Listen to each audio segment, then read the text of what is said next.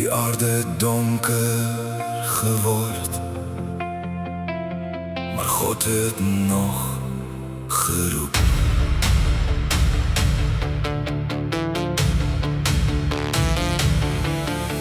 Die mense het al verder gedwaal van die waarheid van die Here af. Geweld het die wêreld gevul en elke hart het koud geraak.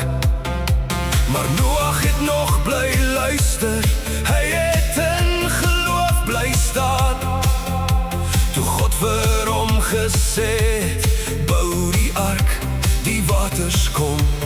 Hamer op hout, dag na dag, terwyl die wêreld lag, het hy bly glo. En toe die hemel donker word, het God die deur gesluit.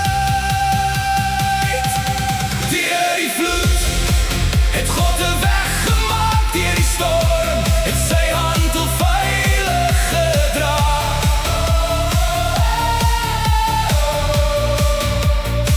En soos die ark die mense deur die waters dra, bring Jesus ons van oordeel na genade toe. Deur die nag, deur die wind, deur die diepste waters heen, bly sy liefde staan. Toe breek die hemel oop met reën, die aarde het begin bewe, die groot waters het opgestyg en alles was oorstroom. Maar binne in die ark was daar hoop en donker dae, want God vergeet nooit die wat op hom vertrou nie. 40 dae, 40 nagte, net die wind en die waters, maar God het onthou. Ja, God het onthou.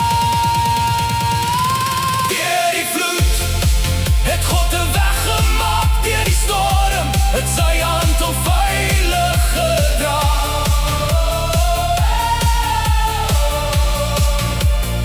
Net soos Noag in geloof die ark betree, vind ons redding in Jesus Christus alleen.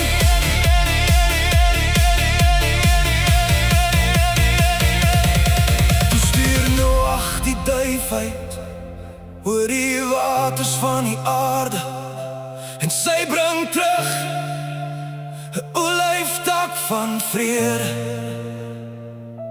Toe blaas God 'n reënboog hoog bo die wêreld uit, 'n verbond van genade, 'n belofte vir alle tyd. Deur die vloed maak God altyd 'n weg, deur die waters bly sy liefde vas.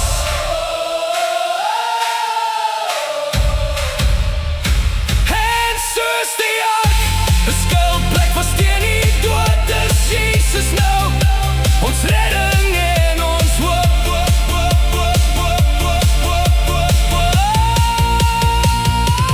Deur die vloed, deur die storm, deur die donker van die nag, sal sy genade vir ewig oor ons bly. Die aarde rus, die hemel oop, en God se belofte bly